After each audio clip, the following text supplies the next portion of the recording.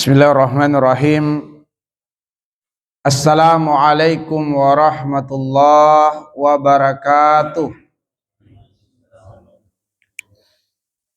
Alhamdulillah, al-wahidul qahar, al-azizul ghaffar, yukawwirul layla wan nahar, wa khalaqal insana libtila'i wal ikhtibar, liyabluwa ibadahu ayyuhu ahsanu amala fayakunu minal akhyar, wa ayyuhu aswa'u amala fayakunu min firaqil asrar. Asyhadu an la ilaha illallah wahdahu la syarikalah, wa asyhadu anna Muhammadan abduhu wa rasuluh, la nabiyya wa la rasula ba'dah. Allahumma salli ala Muhammadin wa ala alihi wa sahabatihi ajmain, amma ba'du. Ma'asyiral muslimin wal muslimat, jamaah Masjid Darul Muhajirin azani Allahu wa iyyakum ajmain. Selalu kita berharap dan terus kita berdoa kepada Rabb yang maha mengijabah doa dan harapan. Semoga kita semua dalam keadaan sehat walafiat. Umur dipanjangkan Allah dalam kebaikan dan dalam ketaatan di sisinya. Rezeki dibanyakan, dimudahkan, dilancarkan, ditambahkan dan diberkahi. Anak keturunan solihun dan solihat. Amal soleh diterima dan disempurnakan oleh Allah. Dosa, kesalahan, kealpaan, kehilafan semuanya dalam ampunan Allah Subhanahu wa ta'ala. Semoga kita semua diundang Allah, dipanggil Allah sebagai tamunya untuk berziarah kedua tanah suci minimal setahun sekali. Semoga hembusan nafas terakhir kita dalam keadaan husnul khatimah. Dan semoga keistiqomahan kita memakmurkan rumah Allah yang kita cintai ini, bermulazamah dengan ilmu di dalamnya, mengantarkan kemudahan berkumpul di tempat terbaik di akhirat, di dalam surga Allah Subhanahu wa ta'ala. Pada kesempatan yang sangat berbahagia ini, kita akan mengetengahkan sebuah judul kajian, tetap istiqomah meskipun lemah. Tetap istiqomah meskipun lemah atau futur. Judul ini kita ambil dari sebuah hadis yang diriwayatkan oleh Imam Ahmad dan juga diriwayatkan oleh Imam Ad-Darimi, dan hadis ini dihasankan oleh Syekh Al-Albani rahimahullahu ta'ala. Artinya hadis ini dapat dijadikan hujjah. Bunyi hadisnya, Rasulullah sallallahu alaihi wasallam bersabda, inna likulli amalin sirrotan walikulli sirrotin fatratan, faman kanat fatratuhu ila sunnati faqad ihtada, wa man kanat fatratuhu ila ghairi dzalika faqad halak. Artinya, inna likulli amalin sirrotan, sungguh setiap amal soleh itu ada masa di mana seorang hamba merasakan dalam dirinya semangat yang menggebu, kekuatan yang besar untuk bukan hanya melakukan amal soleh itu dengan sempurna, tapi juga memperbanyak jumlah amal soleh itu. Walikulli sirratin fatratan, hanya saja masa semangat dan masa kuat itu diikuti dengan masa lemah yang disebut dengan futur. Ketika futur ini datang kepada seseorang, maka ibadah terasa berat dikerjakan, terasa malas, jenuh. Bahkan tidak hanya ibadah yang dirasa malas dan berat dikerjakan, melainkan jiwa juga condong untuk berbuat dosa dan berbuat maksiat. Itulah yang disebut dengan masa lemah atau masa futur. Faman kanat fatratuhu ila sunnati faqad ihtada. Maka sesiapa yang ketika masa lemah itu datang, namun dia tetap di atas sunnahku, faqad ihtada, maka sungguh dia tetap dalam hidayah Allah. Dia tetap dalam penjagaan Allah. Wa man kanat fatratuhu ila ghairi dzalika faqad halak. Namun sesiapa yang ketika masa futur itu datang padanya, dia bukan hanya berat menjalankan ibadah hingga meninggalkan ibadah, bahkan dia condong pada perbuatan dosa hingga melakukan dosa, melakukan maksiat. Jika dia mati dalam keadaan tidak bertobat, faqad halak, maka sungguh dia binasa. Dia akan mengalami kerugian nyata di dunia dan kerugian yang lebih dahsyat, lebih nyata lagi di akhirat nanti. Melalui satu hadis ini, ada 7 pelajaran penting yang akan kita uraikan berdasarkan penggalan demi penggalan pada satu hadis ini. Pelajaran yang pertama pada penggalan hadis inna likulli amalin. Sungguh setiap amal soleh mengisyaratkan bahwa selagi kita diberi kesempatan hidup oleh Allah di dunia, maka kita memiliki peluang untuk memperbanyak amal soleh. Maka hendaklah potensi hidup dan potensi dunia yang Allah titipkan pada diri kita dimaksimalkan untuk semakin dekat dengan Allah, dimaksimalkan untuk memperbanyak ibadah dan amal soleh, dan dimaksimalkan untuk berjihad di jalan Allah. Inilah yang diinginkan oleh Allah. Pertama, karena memang tujuan kita hidup adalah untuk ibadah, bukan untuk yang lainnya. Ketika Allah mengatakan wa ma khalaqtul jinna wal insa illa liya'budun, dan tidaklah kuciptakan jin dan manusia illa liya'budun, kecuali untuk ibadah, maka Allah mengingkari ada tujuan lain dari penciptaan manusia selain ibadah. Tidak ada tujuan lainnya penciptaan manusia itu. Tujuannya hanya satu dan hanya satu, yaitu untuk ibadah kepada Allah Subhanahu wa taala. Sekiranya Allah mengatakan wa khalaqtul jinna wal insa liya'buduni, dan aku ciptakan jin dan manusia untuk ibadah kepada aku, maka selain penciptaan selain tujuan ibadah, ada tujuan yang lain. Kalau Allah mengatakan wa khalaqtul jinna wal insa liya'buduni, dan aku ciptakan jin dan manusia untuk menyembah kepadaku, artinya masih memungkinkan ada tujuan lain. Tapi ketika Allah mengatakan wa ma khalaqtul jinna wal insa illa liya'budun, tidaklah kuciptakan jin dan manusia kecuali untuk beribadah kepadaku, maka Allah menutup adanya tujuan-tujuan lain dari penciptaan manusia, kecuali tujuan itu hanyalah satu, agar supaya mereka mengabdi kepada Allah. Dan karena itulah manusia harus memaksimalkan potensi hidupnya dan potensi dunianya untuk semakin dekat dengan Allah dan berjihad di jalan Allah. Inilah yang dimaksudkan oleh Allah di dalam Quran surah Al-Maidah ayat 35. Bunyi ayatnya, ya ayyuhalladzina amanu taqullaha wabtagu ilaihil wasilah wajahidu fi sabilihi la'allakum tuflihun. Wahai orang-orang yang beriman, bertakwalah kalian kepada Allah. Wabtagu ilaihil wasilah.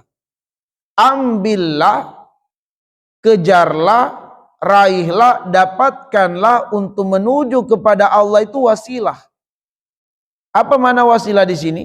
Potensi-potensi hidup dan potensi-potensi dunia yang Allah titipkan, jadikan itu sebagai wasilah, sebagai jalan, sebagai perantara untuk menuju kepada Allah Subhanahu wa taala, semakin dekat dengan Allah. Wajahidu fi sabilihi la'allakum tuflihun. dan jadikan semua itu sebagai sarana wasilah untuk berjihad di jalan Allah agar supaya kita mendapatkan al-falah, keberuntungan dunia akhirat. Ma'asyiral muslimin azani Allah wa iyyakum ajmain, maka umur yang panjang harus membuat kita semakin dekat dengan Allah, membuat kita semakin bertambah ilmu, dan membuat kita semakin dekat dengan Allah Subhanahu wa Ta'ala. Ya. Jadi umur yang panjang harus bertambah amal soleh, bertambah dekat dengan Allah, dan bertambah ilmu. Ma'asyiral muslimin, dititipkan harta, maka harta harus menjadi jalan kita semakin dekat dengan Allah, jalan kita berjihad di jalan Allah. Dengan harta kita bisa sempurnakan rukun Islam, haji, umroh, zakat. Dengan harta kita bisa menyantuni yatim duafa, membangun masjid. Banyak kebaikan lainnya bisa kita lakukan dengan harta. Apapun potensi hidup kita di dunia harus menjadi sarana wasilah semakin dekat dengan Allah. Jika kita menjadikan potensi hidup di dunia ini untuk ibadah, untuk amal soleh, maka Allah jaminkan kehidupan terbaik di dunia ini, dan Allah jaminkan kehidupan terbaik setelah kehidupan di dunia ini. Dalam Quran surah An-Nahl ayat 97, man amila solihan min zakarin aw unsa wa huwa mu'min falanuhiyannahu hayatan thayyibah wala najziyannahum ajrahum bi ahsani ma kanu ya'malun. Kata Allah Subhanahu wa taala, siapa saja yang melakukan amal soleh, apakah dia laki atau dia perempuan, dia beriman kepada Allah, falanuhiyannahu hayatan thayyibah. Allah jaminkan untuknya kehidupan terbaik di dunia ini, wala najziyannahum ajrahum bi ahsani ma kanu ya'malun. Dan Allah jaminkan balasan terbaik kalau dia meninggal dunia. Dia akan dapatkan balasan terbaik di kubur, di mahsyar, sampai puncak dari balasan itu adalah di surga Allah Subhanahu wa taala, berjumpa dengan Allah Subhanahu wa taala. Pelajaran yang kedua, ma'asyiral muslimin, pada pengabaran Nabi likulli amalin sirrotan wa likulli sirrotin fatrotan. Penggalan hadis ini memberitahukan kepada kita bahwa keadaan iman kita itu bisa naik, bisa turun, bisa bertambah, bisa berkurang. Para ulama mengatakan yazidu bit ta'a wa yanqusu bil ma'siyah. Iman itu naik dengan kemudahan melakukan amal soleh, dan iman itu menurun dengan melakukan perbuatan dosa dan maksiat. Ma'asyiral muslimin azani Allah wa iyyakum. Ketika seseorang merasakan semangat dan kekuatan menjalankan ibadah, memperbanyak amal soleh, menyempurnakan pelaksanaannya, itulah tanda iman sedang naik. Itulah tanda iman sedang bertambah. Karena iman itu energi. Iman itu kekuatan di dalam diri seseorang. Namun apabila iman itu melemah, iman itu menurun, maka seseorang akan menjadi berat menjalankan ibadah. Menjadi malas melakukan amal soleh. Rasa jenuh, ada kebosanan, bahkan jiwanya menjadi condong terhadap dosa dan maksiat. Inilah keadaan iman yang bisa naik, bisa turun, bisa bertambah, bisa berkurang. Karena itulah ma'asyiral muslimin, hendaknya kita menjaga iman ini. Tentu kita susah untuk membuat iman ini stabil, karena keadaan iman bertambah dan iman berkurang ini adalah perkara yang wajar. Pasti terjadi pada setiap hamba Allah Subhanahu wa ta'ala. Namun jangan sampai iman kita keluar, atau jangan sampai kita menggadaikan apalagi menjual iman. Bahwa keadaan iman mungkin turun, tapi jangan sampai kita menjual iman kita.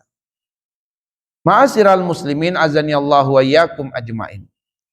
Maka pelajaran yang ketiga adalah bahwa bertambahnya iman, berkurangnya iman, naiknya atau turunnya iman ini perkara yang wajar. Perkara yang wajar. Kalau iman itu naik, itu dikarenakan kita bukan iblis. yang tidak ada peluangnya tobat dari berbuat dosa dan maksiat. Kenapa iblis susah menemukan jalan taubat? Karena iblis tidak mengakui kalau dia telah melakukan pelanggaran.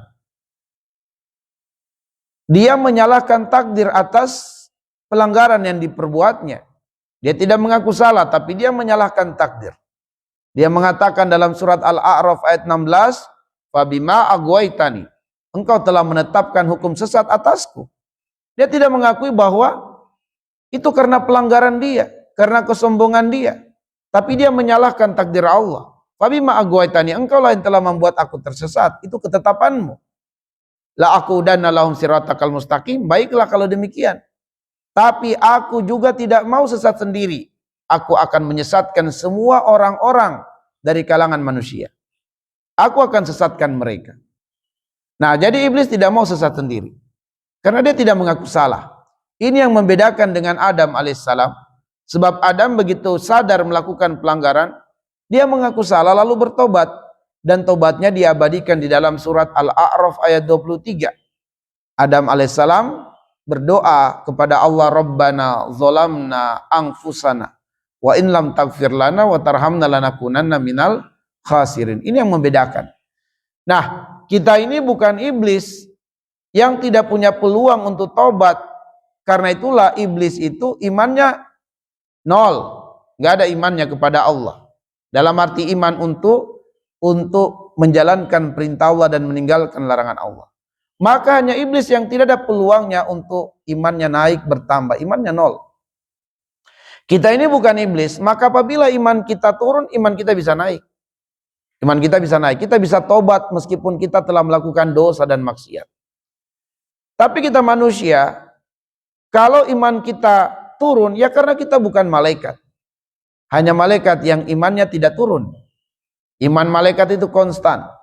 Adapun kita, imannya pasti turun. Karena kita bukan malaikat. Maka ma'asyiral muslimin, azaniyallahu wa iyyakum ajmain. Karena itulah dalam kondisi futur, dalam kondisi iman turun, tidak boleh dijadikan alasan untuk sampai benar-benar meninggalkan Allah subhanahu wa ta'ala atau jauh dari Allah. Enggak boleh menjadi alasan. Sebab kondisi ini adalah kondisi yang pasti terjadi. Tapi itu adalah bagian dari ujian dan perjuangan kita untuk semakin mengokohkan keimanan kita. Semakin untuk menunjukkan bahwa kita beriman kepada Allah. Jangan ketika masa futur ini datang, kita jadikan sebagai alasan untuk semakin jauh dari Allah subhanahu wa ta'ala. Sebagaimana iblis, dia menyalahkan takdir. Ya, dia menyalahkan takdir atau dia jadikan ketetapan takdir sebagai alasan untuk dia tersesat dan menyesatkan. Ma'asyiral muslimin, azaniyallahu wa iyyakum ajmain. Karena itulah di pelajaran yang keempat, baginda Nabi sallallahu alaihi wasallam memberi petunjuk kepada kita apa yang mesti kita lakukan ketika masa futur ini datang. Kata Rasulullah, "Faman kanat fatratuhu ila sunnati faqad ihtada." Faman kanat fatratuhu ila sunnati. Maka kita diberi petunjuk melalui penggalan hadis ini. Sesiapa yang masa kelemahan datang padanya atau masa futur itu datang pada dirinya, maka hendaklah dia tetap berada di atas sunnahku. Faqad ihtada. Sebab dengan berada di atas sunnahku, dia tetap dalam penjagaan Allah. Dia tetap dalam hidayah Allah. Dia tetap dalam perlindungan Allah subhanahu wa ta'ala. Maksudnya ma'asyiral muslimin, kita diberi petunjuk oleh Nabi, kalau masa lemah ini datang, jangan sampai kita meninggalkan sama sekali ibadah dan amal soleh yang sudah biasa kita lakukan. Misalnya, kita udah biasa melakukan qiyamul lail, katakanlah 11 rakaat. Ketika masa futur datang, jangan sampai kita meninggalkan qiyamul lail itu. Tetap kita lakukan meskipun jumlahnya menjadi sedikit. Meskipun kita hanya melakukannya pada malam kita merasa lemah itu hanya dengan 2 rakaat saja. Atau bahkan mungkin 1 rakaat saja, yaitu witir. Ya. Ala kulli hal, kebiasaan qiyamul lail tidak hilang ketika masa futur ini datang. Tetap dilakukan meskipun dengan jumlah yang sedikit. Misalnya kita ba'da salat subuh, kita duduk bertahan di masjid dengan zikir pagi. Ba'da asar kita bertahan di masjid dengan zikir petang. Ketika masa futur ini datang, masiral muslimin, jangan kita tinggalkan keseluruhan dari wirid-wirid di waktu pagi. Sebab rasa yang datang pada diri kita itu pengen tidur ba'da subuh. Terasa berat sekali, ngantuk sekali. Maka berjuanglah untuk tetap mengamalkan wirid-wirid di waktu pagi yang ringan-ringan saja. Misalnya mungkin membaca ayat kursi sekali, Al-Ikhlas 3 kali, Al-Falaq 3 kali, An-Nas 3 kali. Atau mungkin juga jika itu masih berat, cukup kita bertasbih saja, subhanallah, subhanallah 100 kali. Atau kita baca sejumlah doa-doa atau wirid yang memang Nabi ajarkan kepada kita. Ya, atau misalnya kita cukup bersalawat 10 kali. Atau mengucapkan la ilaha illallah wahdahu la syarika lahul mulku wa lahul hamdu wa huwa ala kulli syai'in qadir. Diucapkan boleh sekali, boleh 10 kali, dan lebih baik atau lebih utama 100 kali. Kalau berat 1 kali aja. La ilaha illallah wahdahu la syarika lahul mulku wa lahul hamdu wa huwa ala kulli syai'in qadir. Kita enggak kuasa lagi untuk duduk berlama-lama, kita harus balik ke rumah pengen istirahat, maka sambil jalan menuju rumah kita amalkan sejumlah wirid pagi. Ya, zikir pagi. Ala kulli hal masiral muslimin, jangan sampai kita tinggalkan keseluruhan dari amalan-amalan atau doa-doa atau wirid yang umumnya kita baca di waktu pagi. Demikian pula di waktu petang. Ketika kita sudah terbiasa duha 4 rakaat, 6 rakaat, 8 rakaat, ketika datang masa futur, lakukanlah meskipun hanya 2 rakaat. Kalau kita sudah rutin baca Quran, katakanlah 1 juz per hari, namun masa futur datang, jangan sampai meninggalkan bacaan Quran di hari itu. Meskipun dengan hanya membaca 1 lembar per hari, atau bahkan mungkin kurang dari itu. Jangan sampai kita tinggalkan apa yang sudah menjadi kebiasaan kita dari amal soleh. Lakukanlah meskipun dengan jumlah yang sedikit. Maka sesiapa yang tetap melakukan amal soleh ketika masa futur datang, ada 3 keutamaannya. Keutamaan yang pertama, maka dia tetap di dalam atau di atas sunnah Nabi Sallallahu Alaihi Wasallam. Yang kedua, maka amalan yang dia kerjakan itu meskipun sedikit menjadi amalan yang sangat dicintai Allah. Karena apa? Istiqomah. Bukankah Nabi mengatakan ahabbul a'mal indallah adwamuha wa in qalla. Amalan yang sangat dicintai Allah adalah amalan yang istiqomah. Adwamuha, yang terus-menerus dilakukan meskipun dengan jumlah yang menjadi sedikit. Maka amalan yang sedikit itu justru malah semakin dicintai Allah. Karena ada rasa berat yang kita kalahkan dalam diri kita untuk bisa tetap melakukannya.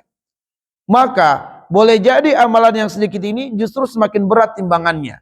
Sebab al-ajru ala qadri masyakki. Balasan berupa pahala tergantung tingkat kesulitan. Semakin berat seseorang untuk melakukan suatu ibadah, semakin dahsyat pahalanya. Ya, semakin dahsyat pahalanya. Maka amalan itu sangat dicintai oleh Allah.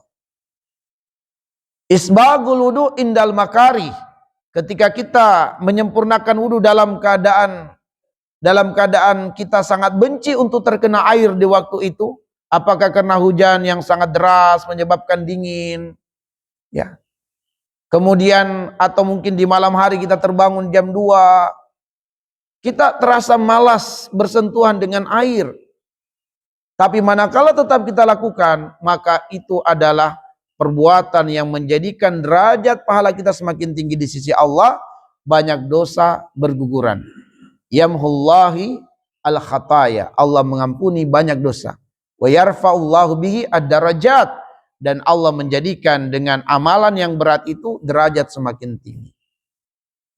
Ma'asyiral muslimin, ini keutamaan yang kedua. Keutamaan yang ketiga adalah bahwa sesiapa yang tetap berada di atas sunnah Nabi, melakukan amalan meskipun sedikit, Fakad ihtada, maka dia tetap dalam penjagaan Allah, dalam perlindungan Allah, dalam hidayah Allah. Ini berarti bahwa benteng pertahanan kita itu adalah istiqomah dengan amal soleh. Apabila kemudian kita sudah mulai meninggalkan ibadah yang sudah rutin kita lakukan meskipun itu ibadah sunnah, maka rusaklah, bobollah sebagian daripada benteng pertahanan kita. Ada celah yang ditemukan oleh syaitan untuk bisa masuk, lalu kemudian menggoda kita agar tadinya perkara sunnah yang kita tinggalkan berangsur-angsur kita akhirnya meninggalkan perkara yang wajib. Tentu memang tidak langsung sekali, bertahap, tapi mulai kita tinggalkan qiyamul lail satu malam, ada rasa berat untuk mengerjakan qiyamul lail, padahal kita udah bangun jam 3, bangun setengah 4, aduh masih berat, jam 4 aja deh, bangun jam 4 masih berat juga. Akhirnya malam itu kita tinggalkan qiyamul lail meskipun kita tetap sholat subuh di masjid. Tapi pada akhirnya kita meninggalkan qiyamul lail bukan hanya satu malam, menjadi 2 malam, menjadi 3 malam, menjadi 1 minggu. Menjadi sebulan kita tidak qiyamul lail.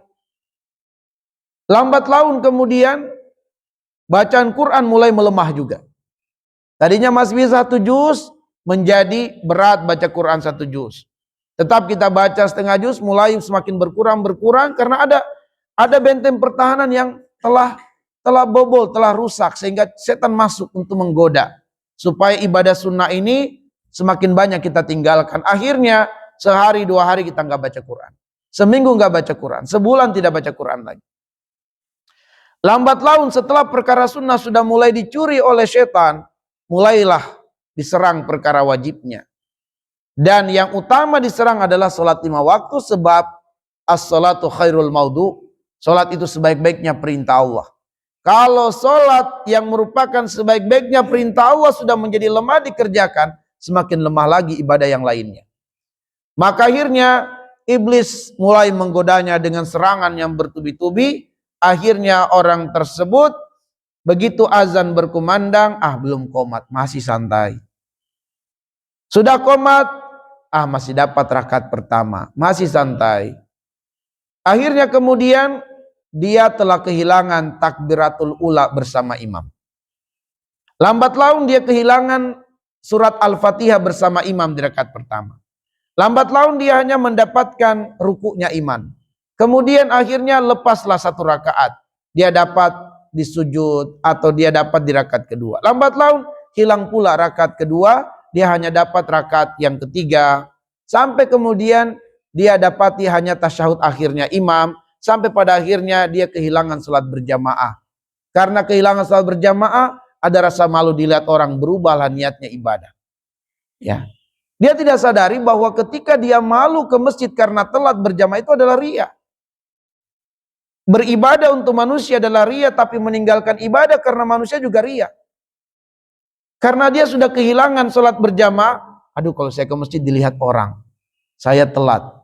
Ya, dia mau sholat di belakang dinding misalnya, belakang tiang, dia malu dilihat sama orang yang sudah selesai sholat berjamaah. Akhirnya putar haluan dia, ya nggak jadi ke masjid. Sholat aja di rumah. Sampai pada akhirnya kemudian dia menggampangkan tidak sholat berjamaah di masjid. Ya, dan akhirnya berangsur-angsur dia meninggalkan sholat 5 waktu. Tentu sekali lagi tidak langsung sekali 2 kali, tidak. Mungkin bisa tahunan baru kemudian setan berhasil membuat orang itu tidak sholat 5 waktu. Atau mulai menganggap remeh sholat. Ya, santai, masih nonton, masih apa gitu. Ya, pemuda masih asik main bola walaupun azan sudah terdengar. Maka ma'asyiral muslimin azanillahu wa iyyakum, itulah perjuangan iblis dalam upaya menyesatkan manusia. Dalam Al-Quran disebutkan bahwa iblis itu agresif. Di ayat yang ke-17, iblis mengatakan summa la'atiyannahum min baini aydihim wa min khalfihim wa an aymanihim wa an syama'ilihim wa la tajidu aktsarahum syakirin. Aku akan menyerang manusia dari depannya, dari belakangnya, dari kanannya, dari kirinya. Dan aku pastikan banyak manusia tidak bersyukur kepadamu. Jadi iblis itu serius dalam upaya menyesatkan kita. Nggak main-main dia. Serius. Ya. Dia mencetak banyak kader-kader untuk supaya banyak manusia yang bisa disesatkan. Ya. Karena itulah baginda Nabi SAW pada pelajaran yang kelima mengingatkan kita, wa man kanat fatratuhu ila ghairi dzalika faqad halak. Maka sesiapa yang ketika masa futur itu datang lantas dia lepas dari perkara sunnah, artinya apa? Dia sudah mulai meninggalkan ibadah dan mengganti dengan melakukan dosa dan maksiat. Ya, ibadahnya ditinggalkan, lalu dia melakukan dosa dan maksiat. Jika dia mati dalam keadaan tidak bertobat, faqad halak, maka dia binasa. Maka dia akan binasa. Apabila seseorang sudah mulai meninggalkan ibadah yang sunnah, lalu kemudian meninggalkan yang wajib, maka lepaslah manusia itu dari penjagaan Allah. Lepaslah dia dari hidayah Allah, maka syaitan akan merangkulnya dengan rangkulan yang kuat. Syaitan akan menjaganya dengan menjadi pendamping setianya, supaya dia tidak mati dalam keadaan bertobat. Jangan sampai dia mati dalam keadaan bertobat. Dikawal oleh iblis.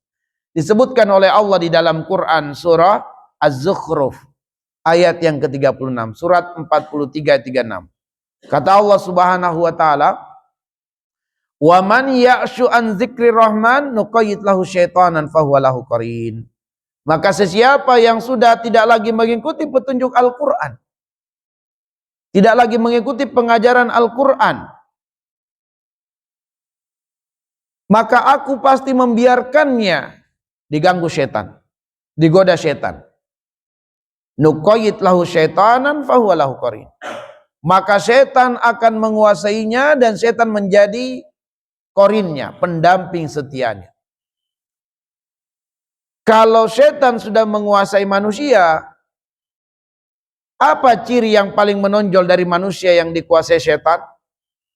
Disebutkan dalam Quran surat Al-Mujadilah ayat yang ke-19, istahwadza alaihimus syaitan fansahum zikrallah.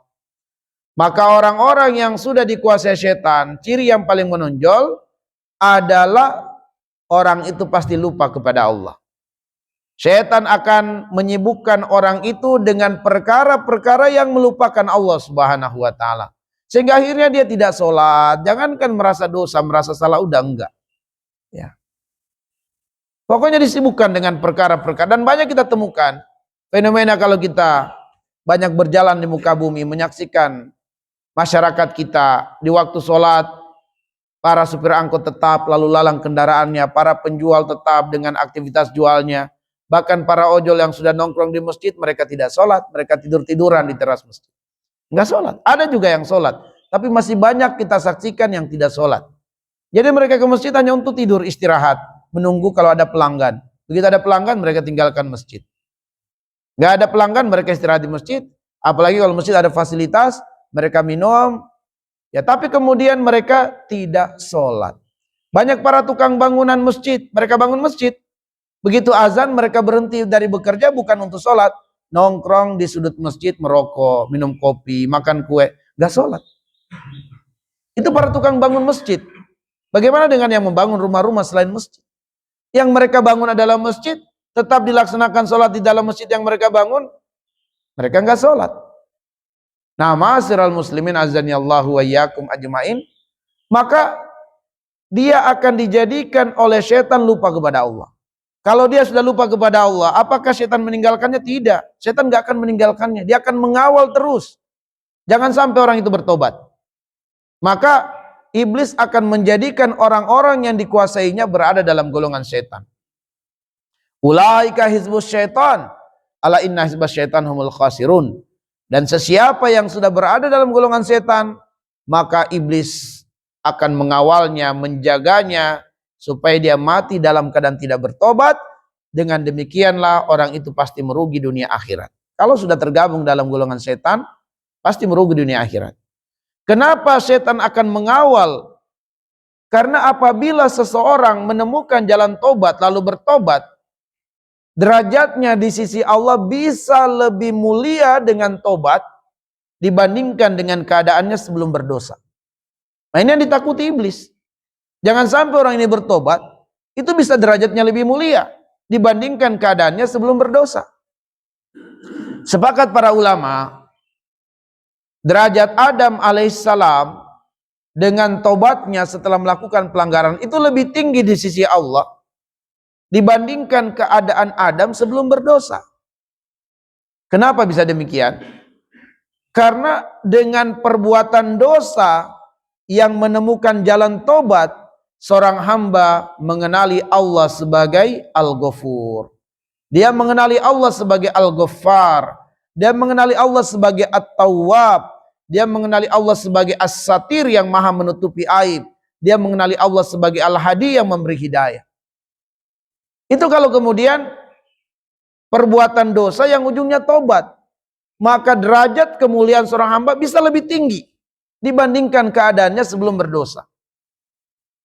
Maka ma'asyiral muslimin azanillahu wa iyyakum ajmain. Karena itulah seorang hamba meskipun katakanlah usianya 100 tahun, 99 tahun, 11 bulan, 29 hari dipenuhi dengan dosa semuanya. Lalu satu hari dari hidupnya dia gunakan dengan tobat nasuha, satu hari itu bisa menghapuskan semua dosanya yang 99 tahun, 11 bulan, 29 hari. Kalau dia benar-benar tobat dengan tobatan nasuha. Karena Allah mengangkat derajat orang yang menemukan taubat setelah dia berdosa. Itulah maha baiknya Allah. Makanya iblis tidak mau manusia yang sudah lupa kepada Allah itu menemukan jalan taubat. Akan berusaha dirangkul, dimasukkan ke dalam golongan iblis. Jangan sampai dia taubat. Ya, rugi besar.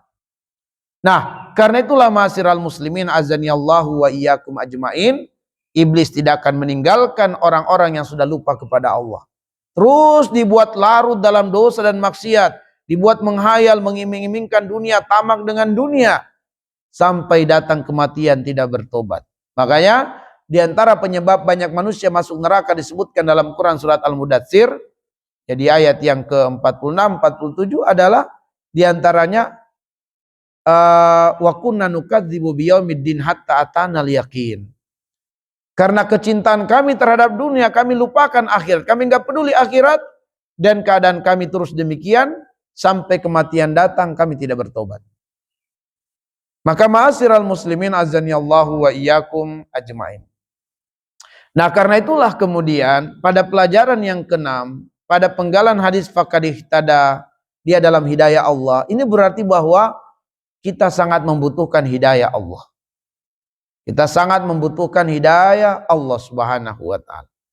Ya. Sebab istiqomah itu bukan harus selalu berada dalam kekuatan.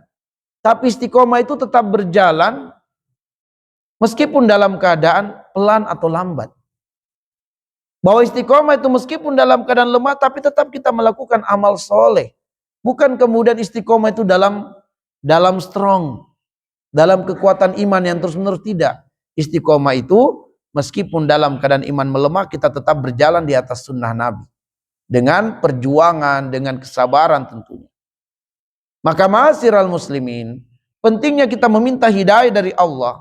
Karena kemudahan menjalankan ibadah bukan karena kita kuat, bukan karena kita mau, tapi karena maunya Allah, pertolongannya Allah.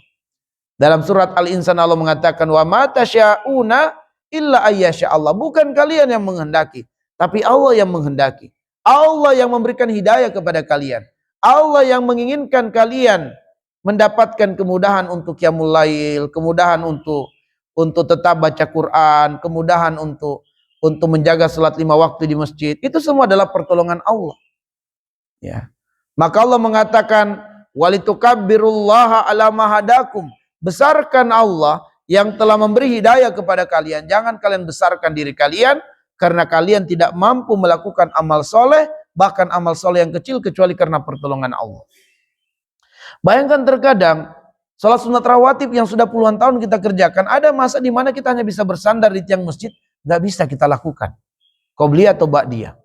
Ya, saking rasa malas, rasa berat terjadi pada diri kita, kita bersandar, kita lihat orang lain salat sunnah ba'diyah, zuhur misalnya, kita hanya bisa bersandar.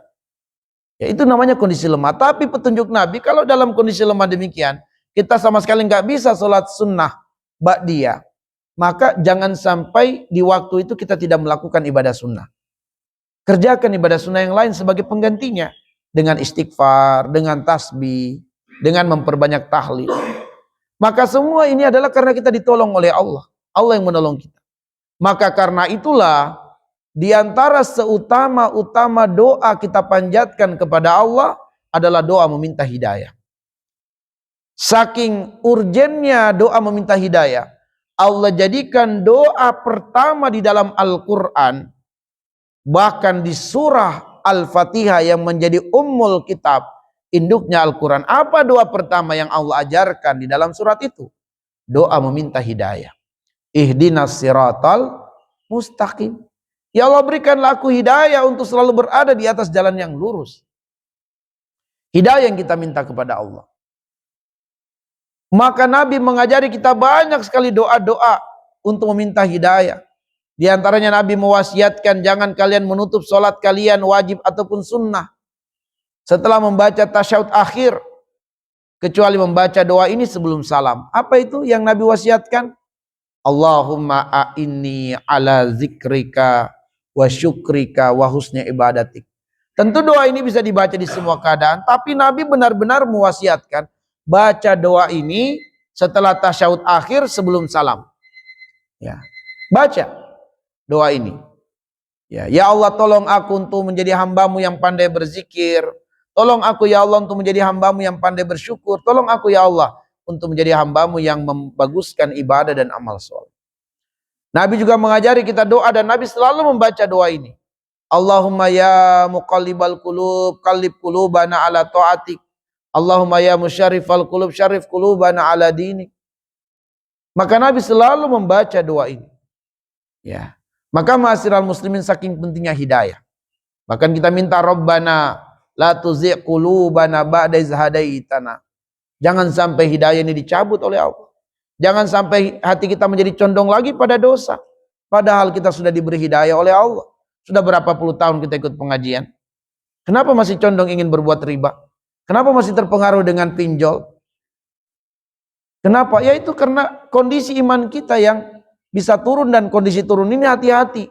Sebab iblis sedang menunggu adakah yang bobol dari benteng pertahanan manusia ini. Jika ada, langsung agresif iblis itu. Dia strateginya itu menyerang. Dalam dunia tinju, strategi terbaik itu bukan bertahan, tapi menyerang. Nah, itu yang dilakukan iblis. Menyerang. Gak berhenti. Dia datang dari depan, gak mempan, dari belakang. Gak bisa, dari kanan, dari kiri, terus diserang. Nah, karena iblis agresif. Ya, dia mengambil serangan yang secara bertubi-tubi. Gak berhenti dia. Terus. Baik. Ma'asyiral muslimin, sebagai pelajaran yang terakhir, yang ketujuh adalah kiat tetap istiqomah meskipun lemah. Apa kiatnya? Kiatnya ada 4. Ada 4 yang kita rumuskan dari doa Nabiullah Ibrahim yang diabadikan di dalam Quran surat Asy-Syu'ara ayat 83 sampai ayat 85. Bunyi doanya, Rabbi habli hukma, ya Allah karuniakanlah aku ilmu hikmah. Walhiqni bis sholihin, kumpulkan aku dengan orang soleh. Waj'alni lisana sidqin fil akhirin, jadikan aku buah bibir kebaikan bagi orang yang datang di kemudian hari. Waj'alni min warasati jannatin na'im, dan jadikanlah aku termasuk yang mewarisi surga yang penuh kenikmatan. Dari doa Nabiullah Ibrahim ini kita rumuskan 4 kiat tetap istiqomah meskipun dalam keadaan lemah. Yang pertama adalah jangan jauh-jauh dari ilmu. Selalu dekati ilmu. Selalu hadiri majelis ilmu. Bagaimana cara kita mendekati ilmu? Bagaimana cara kita terbiasa dengan ilmu? Budayakan 4 hal. Budayakan 4 hal. 4 hal yang ada di dalam Quran surat Al-Alaq ayat 1 sampai ayat yang kelima. Iqra bismi rabbikal ladzi khalaq, khalaqal insana min 'alaq. Iqra wa rabbukal akram alladzi 'allama bil qalam, 'allamal insana ma lam ya'lam. 'Allamal insana ma lam ya'lam. Allah akan mengajari kita apa yang kita belum tahu. Karena itu budayakan 4 hal untuk dekat dengan ilmu. Pertama, budayakan banyak membaca. Yang kedua, budayakan banyak mendengar. Yang ketiga, budayakan banyak berdiskusi atau bertanya tentang ilmu. Dan yang keempat, budayakan menulis. Inilah keempat hal yang disebutkan dalam surat Al-Alaq ayat 1 sampai ayat yang kelima, yang jika ini kita lakukan, Allah katakan di ayat yang kelima, allamal insana ma lam ya'lam. Allah jadikan manusia itu selalu dalam pengetahuan, dalam hidayah, dalam ilmu, sebab Allah akan mengajari, menuntun dan membimbing dia untuk sesuatu yang dia belum tahu. Nah, tips yang kedua atau kiat yang kedua adalah wa alhiqni bis solihin. Jangan jauh-jauh dari komunitas orang soleh. Harus dekat dengan orang soleh. Harus tergabung ke dalam kelompok orang-orang soleh. Harus tergabung, baik melalui WA group atau melalui pertemanan. Harus dengan orang yang baik, orang soleh. Kata Nabi, min husni dinil, kata Nabi SAW, almar'u ala dini khalilihi, falyanzur ahadukum man yukhaliluh. Bahwa ternyata melalui pertemanan, akhlak dan agama seseorang itu bisa terpengaruh. Karena itu kalau pengen mengenali seseorang, bagaimana akhlaknya, bagaimana agamanya, lihat siapa orang-orang di sekitarnya yang lebih banyak. Siapa orang-orang di sekitar? Kalau lebih banyak di sekitarnya orang baik, insya Allah orang itu baik. Walaupun dia kelihatannya baik, tapi pergaulannya teman-temannya orang salah. Nah, ini kita harus curigai. Kita harus curigai. Karena munafik menampilkan sosok yang baik secara lahiriah, tapi karena dia bersama dengan orang-orang lalai, maka itulah orang-orang munafik. Berarti ada kepentingannya ketika dia menampakkan yang baik-baik di mata kaum muslimin.